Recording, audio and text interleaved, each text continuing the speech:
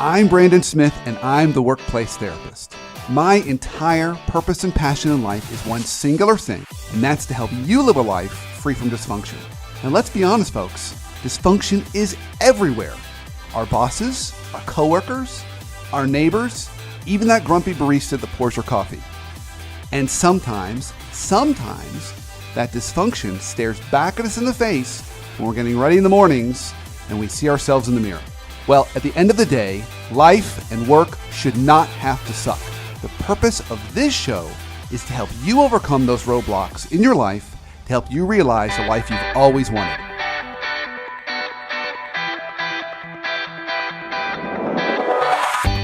This is the Brandon Smith Show, and I am your host, Brandon Smith. And the entire purpose of this show is one singular thing, and that is to help you live a life a little healthier and a little more free of dysfunction. And so today is our week where we take on leadership therapy. So every week we alternate between having an awesome guest that takes on a topic, or then we shift to leadership therapy. And today's leadership therapy week. And for that topic today, we're going to talk about emotional intelligence. Not only what is it, but how do we get better at it? All right, so, and to help me with this, I've got one of my amazing, awesome producers, Whitney Mendoza. Whitney. Thank you. How are you? Wonderful intro as always. Well, thank you. You're welcome. Stay tuned for the end. That's when I'll flub it up. I always kill the ending. Intro, it's good. Ending's bad. So stay tuned. You can see what I do this week. So emotional intelligence, I love it, Whitney, because emotional intelligence is one of those things that it's hard to really get a good handle on. Mm-hmm. It's one of those things where we kind of know it when we see it. So loosely defined, so let me talk a little bit about what it is, and then you and I can have some discussion on this. Okay. So loosely defined, we all get the idea of IQ. IQ is essentially your horsepower, your smarts. And what we find is a business school professor colleague of mine says, once you get to a certain point in your career, everybody's got high IQ. The real differentiator for people going further in their career is EQ. And that's what we're talking about, emotional intelligence. So loosely, we can define emotional intelligence as three things. One, kind of the ability to read social cues well. Okay. So when someone's kind of making a face or they're quiet, you kind of can pick that up well. Two, the ability to have self-awareness. So to be able to say, okay, well, I'm feeling this, I'm thinking this, I believe this. And then three, self-regulation.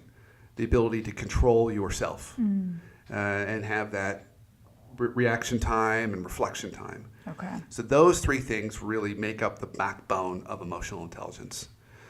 But it's really important in our careers. It really is what allows us to get further in our careers. And the people that we see that we really admire often have high levels of emotional intelligence. Increases your likability. It increases your likability. Yeah, absolutely. And I'm particularly passionate about this because there are things we can do to get better at it.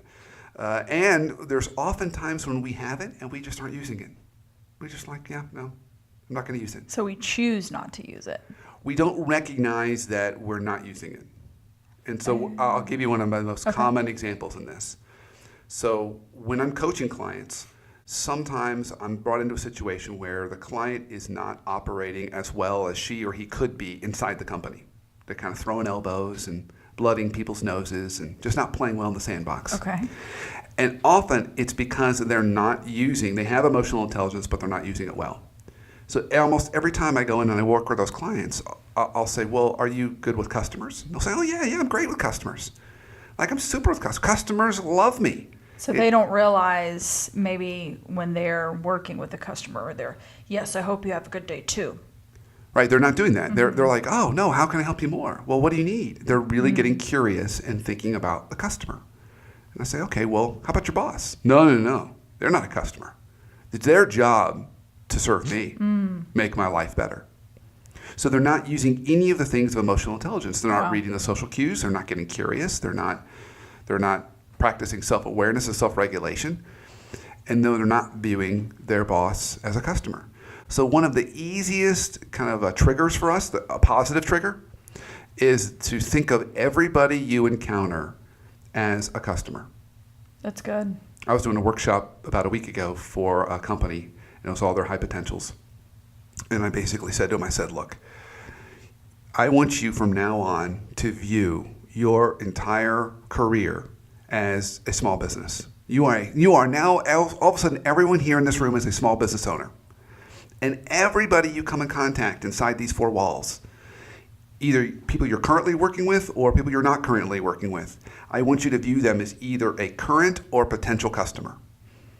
And when we look that way, all of a sudden, you look at people differently. Right. You say, oh, yeah, wow, okay. How can I help you? And that activates all those good traits of emotional intelligence. I feel like that ties back into a couple of shows back where you said emotional intelligence is your peripheral vision. Totally. Where if you're open to everyone, you're seeing everyone around you. But if you're kind of only focused on yourself and your cubicle, your space, you're shut off from what else is around you. And I feel like we can sometimes kind of do that in life. Walking down the hall, we're very focused and, we've got to get things done. But if you want to increase your emotional intelligence, stop and say hi to people at the water cooler and talk with them, ask them about their day. And like you said, treat them as that customer. Absolutely. I agree. Absolutely. Mm-hmm. Peripheral vision is really another good way to think about emotional intelligence. Mm-hmm. So people with really low emotional intelligence, remember I said it's about reading social cues. It's about self-awareness and self-regulation. So you think about people that are maybe have social challenges, maybe even are on the spectrum, have some challenges around that. What you're really saying is they have a lack of emotional intelligence. They're deficient in that particular component. Doesn't mean they're not smart people. They're just lacking that particular piece. And so for a lot of those people, imagine kind of a white piece of paper. Okay?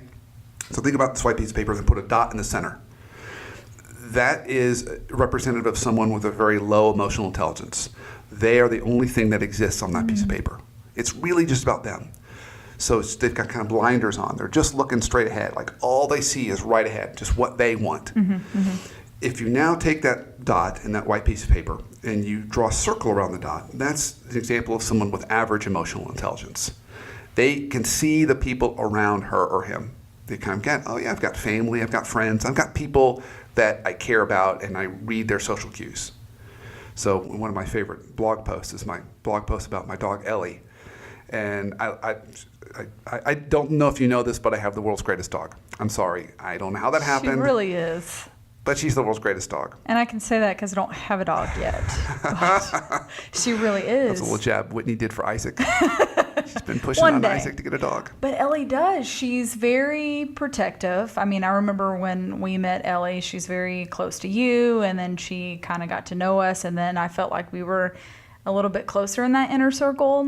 She has her inner circle. Now she's wired. She's a mutt. We got her from the Humane Society. She's part boxer, part Rottweiler, and part cattle dog. And so she's wired to be a guard dog and a herder. Which essentially, and dogs are pack animals, so they're wired for emotional intelligence, and they want to read the rest of the pack and fit in. Cats are not wired that way. They're not so much about fitting in with the. They're the dot.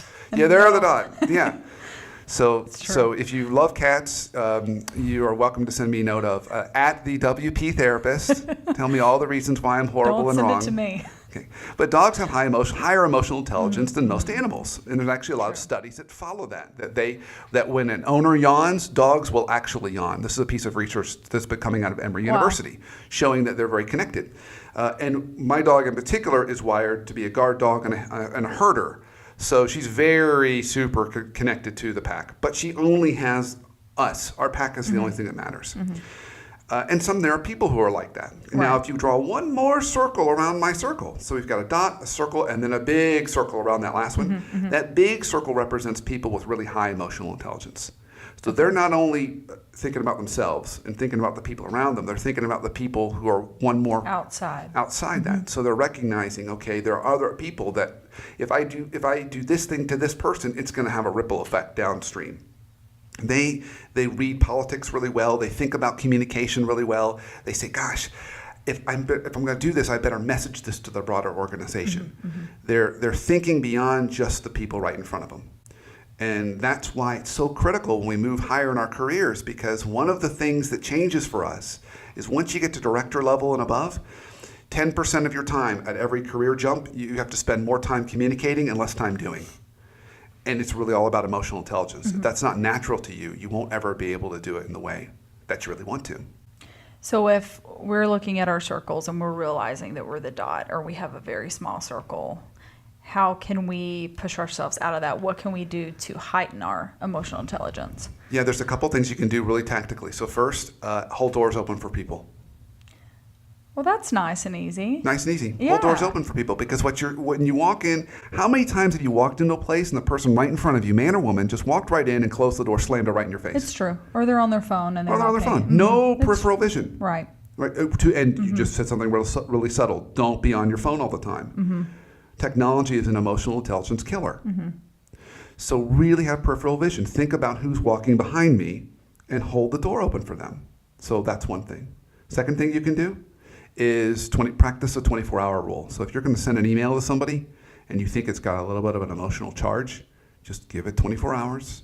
Remember, part of emotional intelligence is about self-regulation. And get it all out, Yep. but then put it in your draft folder. drafts. Hold it, and then that's it. Just wait. So self-regulation. Right? It's a really good tip. Yeah, because every once in a while we'll send that email, and it's like, oh man, I wish I hadn't sent that email. That didn't go well, right? Sorry. You Thinking back. Yeah, think back. Hopefully this wasn't an email you sent to Isaac. No, this was good. never. Never. Draft. Draft. That's right, draft. Yeah. And I'll give you a third one. This is Okay, very number simple 3. too. And this ties into the TED Talk I did last year on contagiousness of emotions in the workplace. And what the research has shown is, yes, of course, emotions are contagious in the workplace. And they're more like a virus, not like a yawn. So when people get it, they keep it. And negative emotions are a lot more contagious than positive ones. And so the way to combat that more is to not only give people kudos and positive feedback and recognize them when they did good things. Okay, I'm going to stop you right there because there's something that you always say. Positive feedback ratio 5 to 1, right? 5 to 1. 5 to 1. Yep. So five positive positive things for every you one need to negative. say, 1 negative. Okay. Yep. So we can do that. We can be giving more positive feedback. And this is a case where you can pull your phone out and use technology. So just Send a texting text. somebody, just send a text to somebody.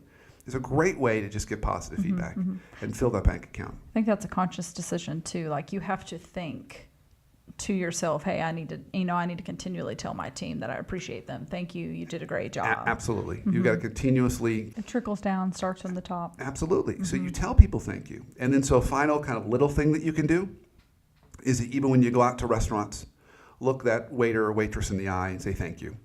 So every time they bring me water, I always look them in the eye and say thank you.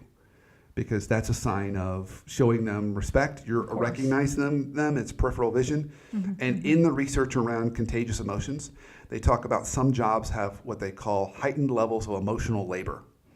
And emotional labor is when the way you are being asked to operate is different than the way you're being treated. So for example, if you think about hospice nurses is a good example. They have to be upbeat and positive while their patients, the people they're serving, are dying. They don't feel good. And waiters and waitresses have that same kind of emotional labor challenge. Right. They have to be positive and upbeat, even though people are saying, well, this has too many onions on it, or this isn't cooked enough, or that's cooked too much. So you can honor that and recognize that, show a little compassion just by looking at them in the eye, practicing the 24-hour rule, and even looking that waiter or waitress in the eye and saying thank you. I love those. Those are really so easy. It's so simple. We can all get smarter. And there's more. But our time is up for this segment of Leadership Therapy today. So we'll have to have that to be continued. So we're going to take a break. And when we come back from the break, I'm going to take on one of your questions that you've sent me. And hopefully I do a decent job of handling it. And then before you know it, this week's show will be over. So stay tuned. I can't wait to take on your question.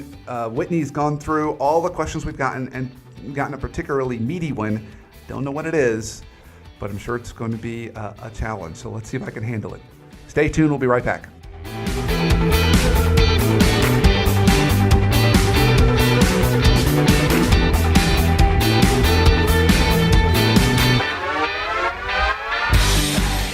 Job plus the right culture plus the right boss equals workplace happiness. The number one reason people leave jobs is problems with their boss.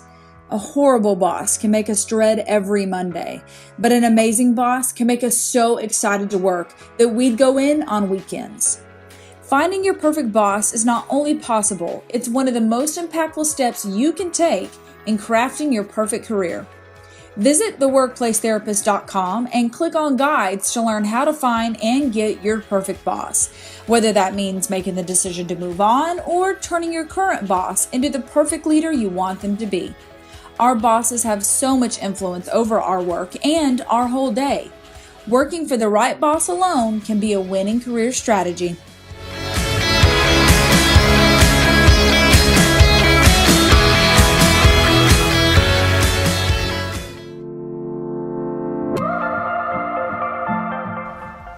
Welcome back from break. This is The Brandon Smith Show. I'm your host, Brandon Smith. And this week we're doing leadership therapy, and we're about to go into a question from one of the listeners. But before we do that, Whitney, I understand that we had a question to kind of just shoot across during the break. Yes. Okay, talk to me. And it's very pertinent to what we just talked about in the first segment. We're talking about emotional intelligence. Yep. And the question that we received was, does having high emotional intelligence make you a good leader? Okay. So does having high emotional intelligence make you a good leader? Mm-hmm. Okay. This feels like a big, tough deeper one. breath. I thought it might be. On the surface, the answer seems to be yes. So just because you have high emotional intelligence doesn't necessarily mean you're going to use it for good. So in the clinical therapy world, back when I was a therapist, it was called the DSM-4. Now it's up to the DSM-5. And that is the manual where all mental illnesses that are recognized as mental illnesses are categorized so you can diagnose off that manual. And within there's a section called Axis 2. And Axis 2 in the manual is where all the nasties of all the nasties hang out. Okay. So this is narcissists, borderline personality disorder, psychopaths. This is where they hang out, is in that section. All those folks in Axis 2 have really high levels of emotional intelligence. They just use it for their own interests. They understand and can read people really well, and then they use those emotional hooks to get what they want. So they use their high IQ to manipulate others. So if we want a very simple analogy, if you use kind of a Star Wars analogy, we talk about Jedis, and then there's Darth Vader on the other side, and the Sith is kind of like good and bad. Bring compassion to the workplace, really trying to serve others, or are you really trying to be self-serving? So it's a messy answer, but I think it's an important one for us to look at. Right. Well, I think this second question ties into that a good bit because we're talking about emotions being contagious in the workplace as well. So okay, is this going to be a tough question? It might be. I could just end the show right now. No, we should. We got to keep going. It. It's needed. All right. Okay, ready? I'm ready. I'm going to read this one. It's got a lot packed in here. Brandon, I watched your video on contagious emotions in the workplace. This is what we talked about your TED Talk recently. I've suffered with fatigue for many years. I exercise, eat healthy, pray, try to be positive, etc. I discovered an allergy to wheat many years ago and am trying to avoid it. I guess I'm more of an introvert in that my batteries are charged with alone time. So they like to pull away, be alone, get recharged, and sleep. Around others, I feel anxious and tired, and it is contagious. This is devastating. It's not my intention to inflict this on anyone. I'm kind and giving by nature, swallowing all pills that my doc gave me to relieve the depression. I'm 60 to 70% better, but still have this problem that happens quite often. I went shopping with a friend yesterday for an hour, and afterwards we both collapsed with exhaustion. Any suggestion or help you can offer would be greatly appreciated.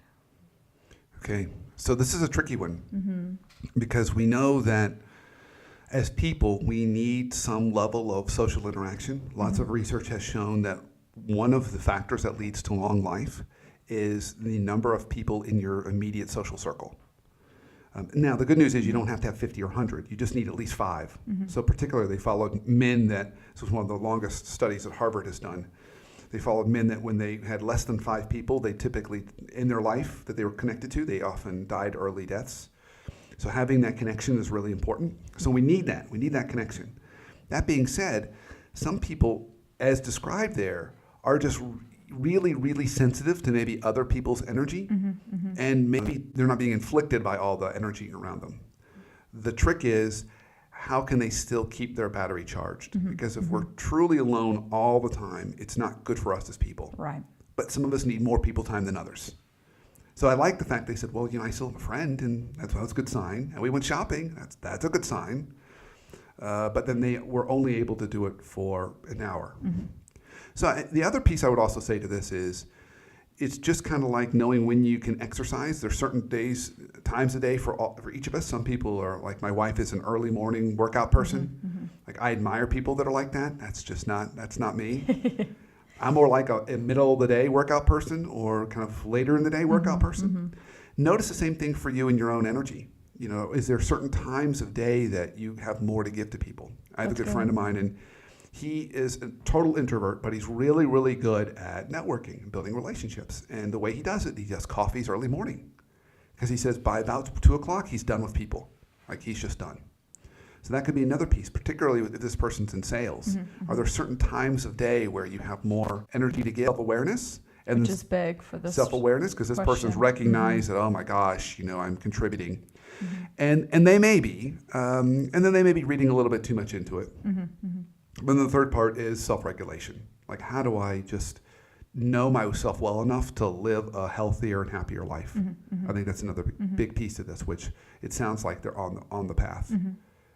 So I would say the good news is, I think they're in the right role or in the right function. It's now, how do they continue to bolster around that so they have more energy and just feel more happy and fulfilled. Well, I like that you said that it's okay, right? That when we sense, okay, I've maybe been around people too much and I need to pull back, that's okay to pull back. Because I think a lot of times that's looked down upon, like, well, I really don't like hanging out with people that much.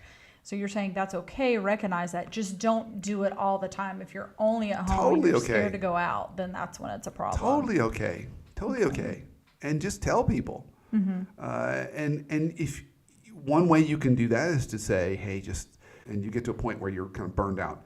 And they said, it was so good that I did that, because my team knew that when it got 6 o'clock, I was done. I had done all my people time. So they didn't feel bad when I went off and laid in bed and went to sleep. So being able to tell people is absolutely huge. The other way you can do that is set more of a standard general rule. So my friend I was telling you about, who's the introvert who gets drained, his policy is he does not do any business meetings in the evening, ever. He calls it family time, because it is family time for him. But also, he's also done with other people. I mean, he's kind of had enough. He's really ready for just time to recharge and be alone and be with his family. So what if we're practicing those and, we're saying, okay, I need to step away at a certain time. What if we're in a workplace where it's a little bit harder to do that? So you're there, you're at work, you're constantly around people, and you just feel all these emotions kind of weighing you down. What can we do in that place to kind of help maybe rise in our own selves or get outside of that and not let it affect us so much? So I would say there are two things we can do in those situations. Okay. One, form your own little support group inside the organization. So your little kind of almost like a secret subculture. Okay. Right? That you're going to meet secretly and support each other. Maybe you go for walks at lunchtime or whatever it happens to be. You find something to kind of recharge each other, so you don't feel alone. You feel supported. I think that's one thing you can do.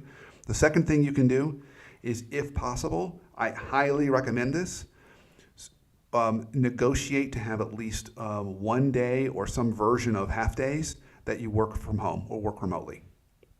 So if you're feeling a lot of that negative emotion from the workplace, it will eventually wear you down. You will not win. It will win. You won't win. It will beat you down. So you have to give yourself more time to recharge and give yourself more distance. So negotiate a work from home day every Friday or half days. A lot of organizations will allow that if you are in a role that's not customer facing and you have the ability to. Most white collar jobs will. Because we're working so much, beyond 9 to 5. So at night we're at home at 8 o'clock, and you can get an email on your phone. I think that's another great point that you bring out is protect your weekends, refuel on the weekends. Don't be trying to send out emails, so that when you do go back into work on Monday, you're charged up until the weekend again. Absolutely, set your boundaries. And if you're in a leadership role, help your people do that. And so there's two ways you can help them. One is set a policy. So I know a lot of consulting firms these days that are actually telling their consultants and telling their clients, we will not send an email. We will not respond to any email after 5 o'clock on Friday or before 8 a.m. on Monday. You can send them all day long. We're not going to respond. Which is good because you're communicating. You're training that client that we're not on call 24/7. Our consultants need to recharge, and we're creating that boundary. As a leader, you can do the same thing, and one of the best ways to do that is you have to model it. So I heard a leader, this was several years ago, and she said, well, I can't sleep at night, so I send all my emails at 3 and 4. Respond to that. So really try and keep it between kind of the 8 to 5 hours. Those are good ways to help, again, keep that boundary and manage the energy a little bit better in the office. That's good. Thank you, Brandon. Okay. Thank All you, Whitney, very helpful. for hanging out with me today. No, thanks. On our Leadership Therapy Day. It was fun. Awesome. I love it. Yeah. And thank you for listening. And thank you for joining us in our battles on to fight dysfunction every single week. So as I mentioned in the beginning of the show, we'll alternate. 1 week we do leadership therapy and take on your questions. The other week we have an awesome guest. So next week we'll have an awesome guest. And join us every single Tuesday at 9 a.m. And we're going to post a new show 9 a.m. Eastern on Facebook Live. So facebook.com/Brandon Smith WPT for the Workplace Therapist. And follow us on Twitter at the WP Therapist. And until I see you again, have an awesome week and an awesome life.